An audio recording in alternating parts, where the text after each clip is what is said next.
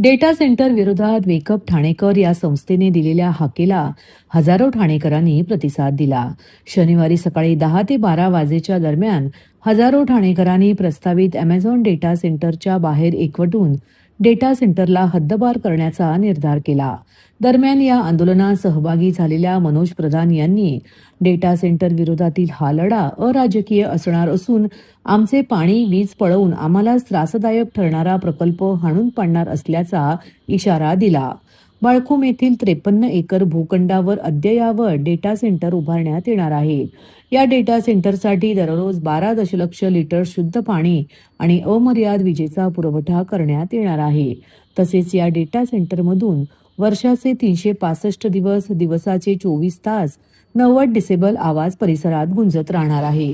या आवाजाचा दुष्परिणाम गर्भवती महिला, लहान मुले आणि वृद्धांना सहन करावा लागणार आहे. त्याविरोधात वेकअप ठाणेकरांचे मागील आठवड्यात जनआंदोलन उभे करण्याचा निर्णय जाहीर केला होता. मागील गुरुवारी या शिष्टमंडळाची अमेझॉनच्या प्रतिनिधींसोबत ठाणे महानगरपालिका आयुक्तालयांच्या दालनात बैठकही पार पडली होती. मात्र अमेझॉनकडून दिशाभूल केली जात असल्याने वेकअप ठाणेकरने नागरिकांना रस्त्यावर उतरण्याचे आवाहन केले होते.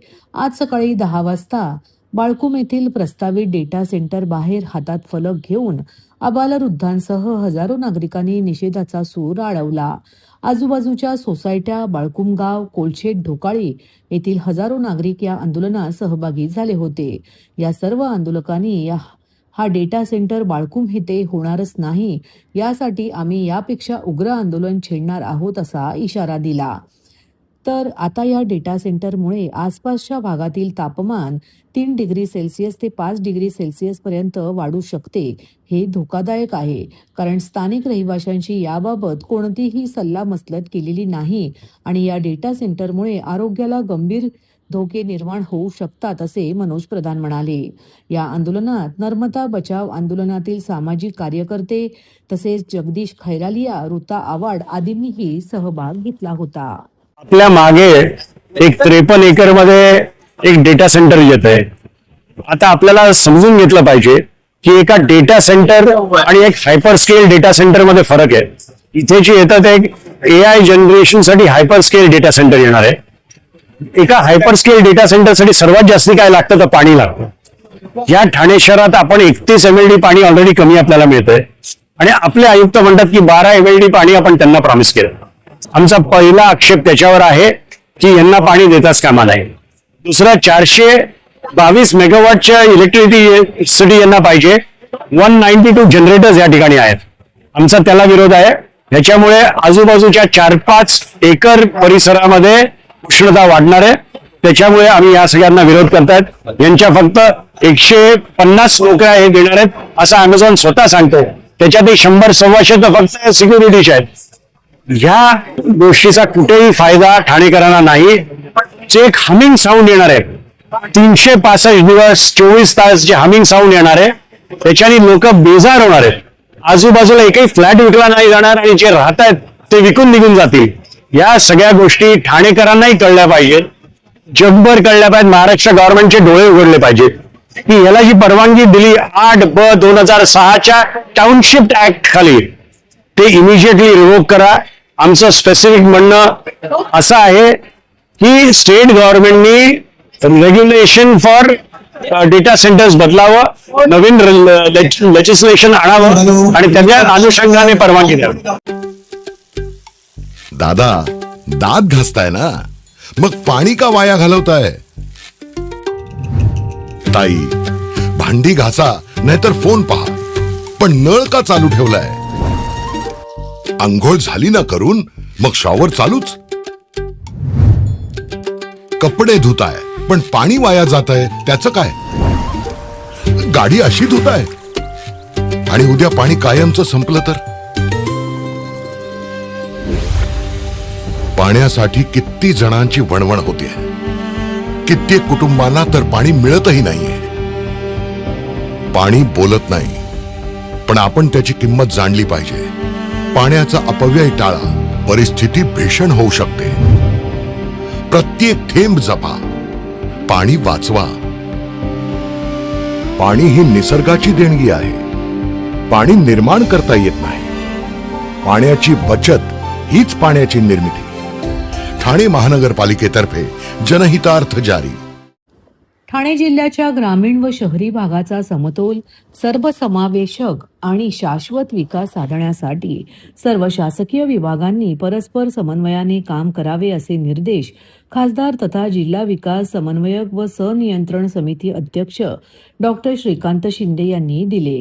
जिल्हा ग्रामीण विकास यंत्रणा ठाणे यांच्या वतीने 17 जुलै रोजी नियोजन भवन, जिल्हाधिकारी कार्यालय ठाणे येथे आयोजित करण्यात आलेल्या जिल्हा विकास समन्वय व सनियंत्रण समिती बैठकीच्या अध्यक्षस्थानावरून ते बोलत होते.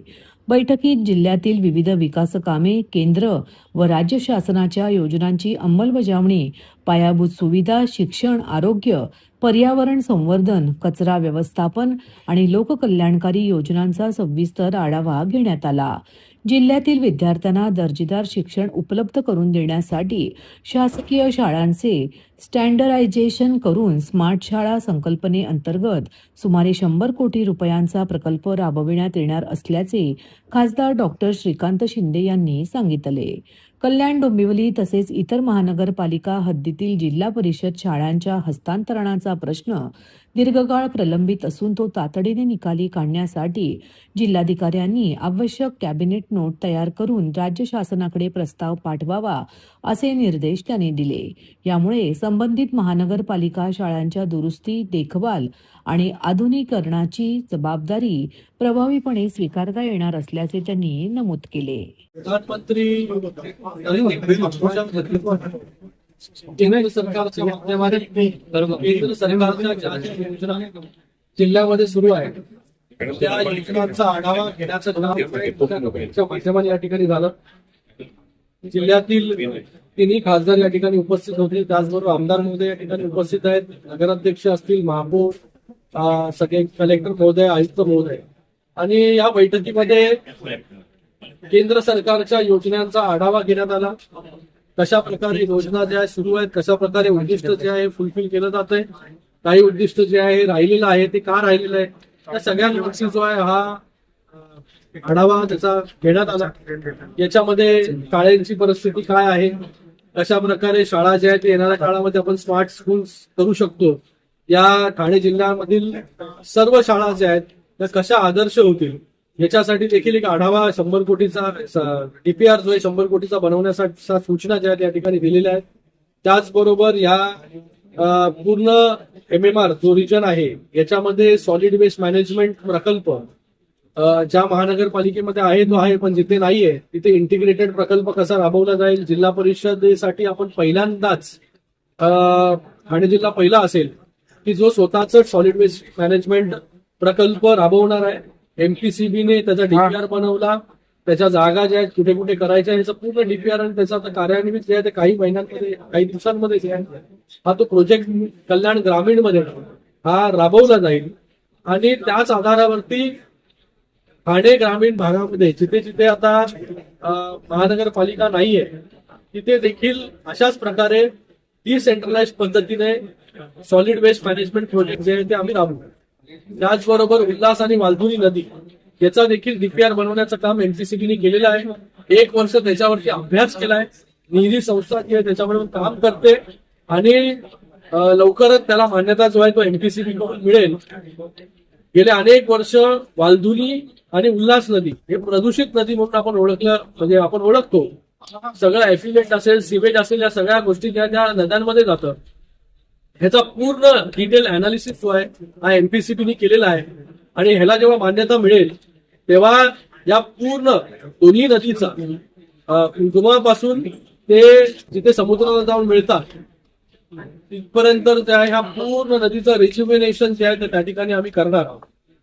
हा खूप महत्वाकांक्षी प्रकल्प जो आहे तो ठाणे जिल्ह्यासाठी हा असणार आहे. आणि त्यासाठी मी MPCBचा धन्यवाद व्यक्त करतो की 1 वर्षापासून ते या प्रोजेक्ट वरती अभ्यास करताय. आता त्याला लवकरात लवकर मान्यता मिळेल.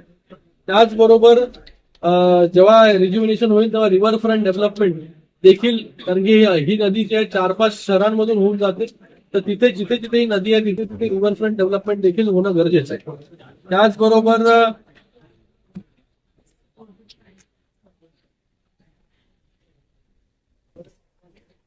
MSRDCचा एक इकडे विषय झाला नॅशनल हायवेचा, त्याच्यावरती डिटेल बाबा गेल्या वेळेस देखील शिंदे साहेबांनी सूचना केल्या होत्या DPDC मध्ये की याचं थर्ड पार्टी ऑडिट करा आणि त्याच्यावर जो रिपोर्ट असेल तो रिपोर्ट जो आहे तो लवकरात लवकर त्या ठिकाणी द्या. पुन्हा सूचना ज्या आहेत त्या आम्ही या ठिकाणी केलेल्या आहेत. त्याचबरोबर खेलो इंडियाच्या माध्यमाने वेगवेगळ्या शहरांमध्ये खेलो इंडियाचा फंड कसा युटिलाइज केला जाईल त्याच्यासाठी प्रस्ताव बनवण्यासाठी सांगितलेला आहे. सगळ्या शहरांमध्ये डीपीचा आणि अंडरग्राऊंड केबलिंगचा मोठा विषय आहे. जेव्हा रस्ते आपण वाईट करतो तेव्हा डीपी जे आहे शिफ्ट होत नाही. त्याच्यासाठी देखील सगळ्या महानगरपालिकांना सूचना केलेल्या आहेत. जिथे रोड वाईटिंग झाली तिथे डीपी शिफ्ट झाली त्याचा एक आराखडा बनवा जेणेकरून DPDC मधून किंवा राज्य शासनाकडून तो निधी जो आहे तो त्या ठिकाणी देण्यात येईल.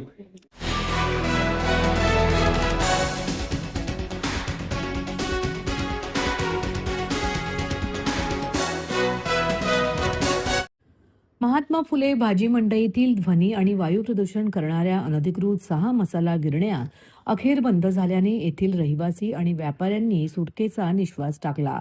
याबाबत आमदार संजय केळकर यांनी महापालिका स्तरावर पाठपुरावा करताना अधिवेशनातही आवाज उठवला होता. भाजपच्या कोपट येथे झालेल्या जनसेवकाचा जनसंवाद या 112व्या कार्यक्रमात संबंधित व्यापारी आणि रहिवाशांनी उपस्थित राहून आमदार संजय केळकर यांचे आभार मानले. महात्मा फुले भाजी मंडईत सुमारे 500 गाळेधारक आहेत. या मंडईत अनधिकृतपणे 6 मसाला गिरण्या सुरू करण्यात आल्या. यामुळे ध्वनी आणि वायू प्रदूषण मोठ्या प्रमाणात होत असल्याने येथील व्यापारी आणि स्थानिक रहिवाशांच्या आरोग्याचा प्रश्न निर्माण झाला होता. त्यांनी संजय केळकर यांच्याकडे धाव घेऊन वस्तुस्थिती मांडली होती. केळकर यांनी महापालिका स्तरावर अनेक महिने पाठपुरावा केल्यानंतर आयुक्तांनी त्या गिरण्या बंद करण्याचे निर्देश दिले. या गिरण्या बंद होऊन पुन्हा सुरू झाल्याने व्यापारी आणि नागरिकांनी मुख्यालयासमोर आंदोलनही केले होते.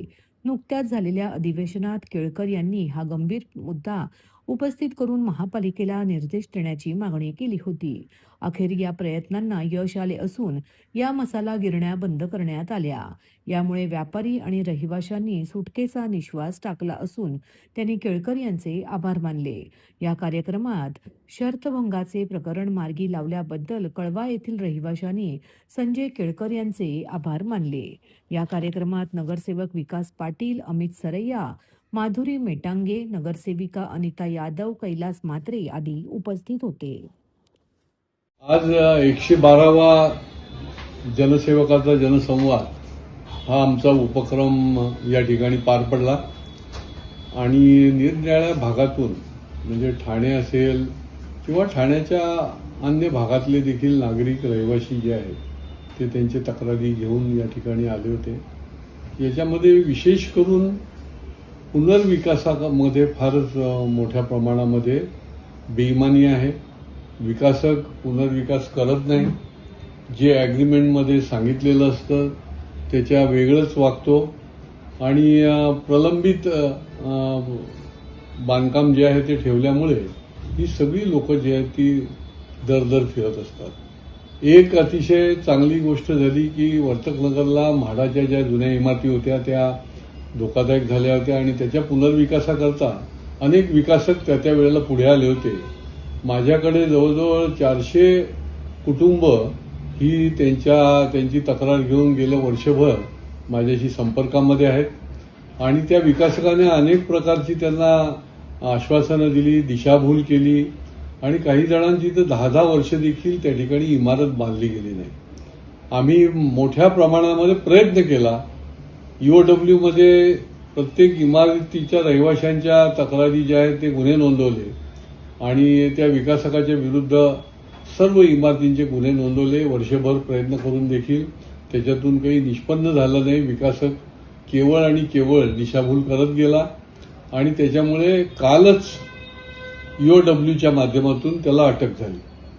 आता अशा पद्धतीने लोक 10-10 वर्ष भटकत राहणार आणि त्याच्यानंतर विकासक त्याच्यावर काहीही उपाय करणार नाही. आता त्याला EOWच्या माध्यमातून अटक झाली. वर्षभर मी या सगळ्या लोकांच्या करता याच्यातून काही मार्ग निघण्याकरता प्रयत्न चालू होता आमचा EOWच्या माध्यमातून आणि त्या विकासकाचे जे प्रतिनिधी आहेत त्यांच्या माध्यमातून.